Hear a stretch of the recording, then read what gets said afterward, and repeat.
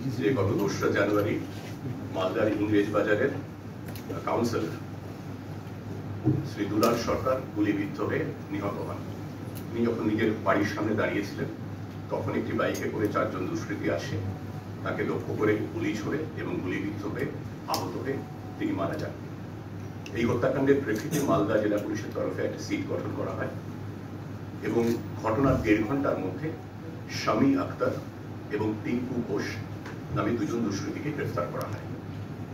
ঘটনার পরেই পুরো জেলা জুড়ে নাকা চেকিং শুরু করা হয়। মানিকচক এলাকায় একটি বাসের মধ্যে থেকে এদের গ্রেফতার করা হয়। প্রতিটি বাসে নাকা চেকিং চলছিল এবং আইসি মানিকচকের নেতৃত্বে একটি বাসকে আটকানো হয়। সেই তার মধ্যে যারা যাত্রী ছিলেন তার মধ্যে শামী আক্তার এবং টিঙ্কু ঘোষকে পাওয়া যায়। তাদের বক্তব্যে অসঙ্গতি পাওয়া যায় নিজেদের অতীতটি সম্পর্কে। তারপর তাদের গ্রেফতার করা হয় এবং জিজ্ঞাসাবাদে তারা কবুল করে যে 4 জন বাইকে করে এসেছিল তার মধ্যে শামী এবং টিঙ্কু 2 জন ছিলেন। সেই রাতেই কাটিহার থেকে এই 2 জনকে জিজ্ঞাসাবাদ করে কিছু সূত্র পাওয়া যায়। শামী এবং টিঙ্কু যাদের কথা বললাম, কাটিহার থেকে মোহাম্মদ আব্দুল গনি বলে এক ব্যক্তিকে আমরা গ্রেফতার করি। জিজ্ঞাসাবাদে জানা যায় এই মোহাম্মদ আব্দুল গনি ইনি যে অস্ত্র ব্যবহার হয়েছিল, যে আগ্নেয়াস্ত্র ব্যবহার হয়েছিল সেগুলো সরবরাহ করাতে সক্রিয় ভূমিকা নিয়েছিলেন। তার পরের দিন এর 24 ঘন্টার মধ্যে আমরা আরো 2 জনকে গ্রেফতার করি, যাদের নাম অভিজিৎ ঘোষ এবং অমিত রজক। এরাও খুনের যে সার্বিক পরিকল্পনা তার এরা অংশ ছিলেন।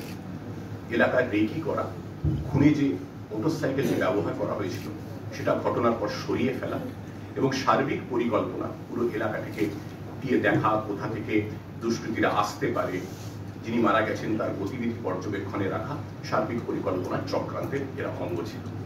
এই যে 5 জন ধরা পড়লো, যাদের নাম আমি বলেছি, শামী আক্তার, টিঙ্কু ঘোষ, মোহাম্মদ আব্দুল গনি, অভিজিৎ ঘোষ এবং অমিত রজক, এদেরকে পুলিশি হেফাজতে রেখে জিজ্ঞাসাবাদ করা হয় এবং সেই জিজ্ঞাসাবাদের ভিত্তিতে কিছু সূত্র পাওয়া যায়। সেই সূত্রগুলির অনুসরণে গতকাল রাত্রিবেলা নরেন্দ্রনাথ তিওয়ারি এবং স্বপন শর্মা নামে 2 জনকে আনা হয়, জিজ্ঞাসাবাদ করা হয়। এসপির নেতৃত্বে রাতভর জিজ্ঞাসাবাদ চলে এবং জিজ্ঞাসাবাদের পরে সকালবেলা এই 2 জনকে গ্রেফতার করা হয়েছে। জিজ্ঞাসাবাদ এখনো চলছে, তবে আপাতত যেটুকু তথ্য পাওয়া গেছে সেটুকু যতটুকু তদন্তের স্বার্থে আপনাদের সঙ্গে ভাগ করে নেওয়া সম্ভব সেটুকু বলি।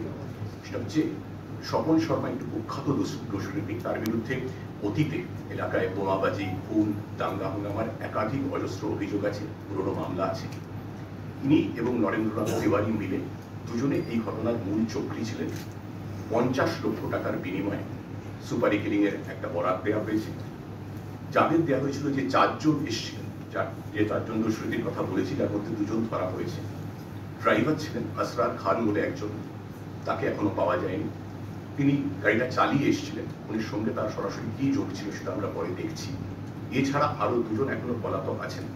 তার মধ্যে একজন হচ্ছেন কৃষ্ণ রজক ওরফে রোহন, তিনিও গাড়িতে ছিলেন। 4 জন ছিলেন, একজন ছিলেন আশরাফ, আরেকজন শুরুতে বলেছি শামী আক্তার এবং টিঙ্কু ঘোষ, এবং আরেকজন যে পলাতক আছেন কৃষ্ণ রজক ওরফে রোহন।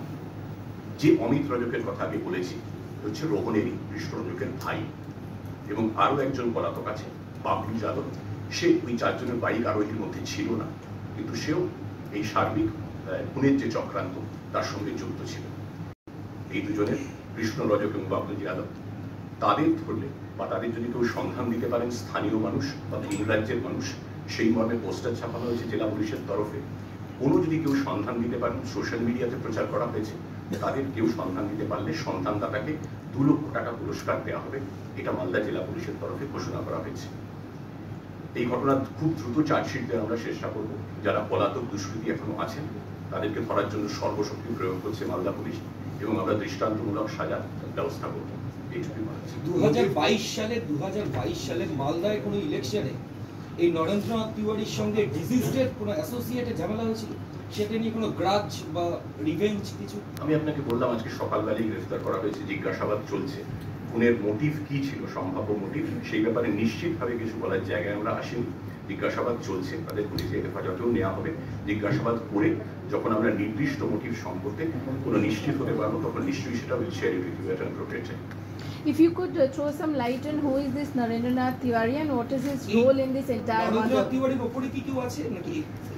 নাকি বৃত্তটা সম্পূর্ণ হয়ে যাবে? না, এখনো পর্যন্ত আমরা যেটুকু পেয়েছি সেটুকুই আপনাদের রিভিল করলাম। এরপর জিজ্ঞাসাবাদ করে আরো যেরকম সূত্র আসবে সেরকম। বাংলা খবর, আপনার রাজনীতি, আপনার আওয়াজ।